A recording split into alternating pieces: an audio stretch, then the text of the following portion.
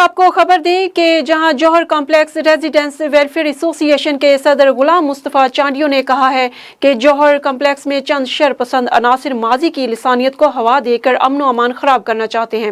جوہر complex کے مکینوں کے ہمراہ پریس کانفرنس کرتے ہوئے غلام مصطفیٰ چانڈیو نے کہا کہ جوہر میں گیس، بجلی اور پانی کا کوئی بحران نہیں ہے۔ بارش کی وجہ سے پورے کراچی کی طرح جوہر کمپلیکس میں بھی بارش کا پانی جمع رہا اور بارش کی وجہ سے بجلی بند کی گئی جو 24 گھنٹے کے اندر بحال کروائی گئی۔ ان کا کہنا تھا کہ کچھ شر پسند عناصر یونین کے انتظامیہ کو بلیک میل کر کے قبضہ کرنا چاہتے ہیں۔ ان کا مزید کہنا تھا کہ ریاض منگریو، شبیر بھٹو، عامر مکسی، فردوس عاشق اور دیگر لوگ جو یونین کی مینٹیننس میں لاکھوں روپے کے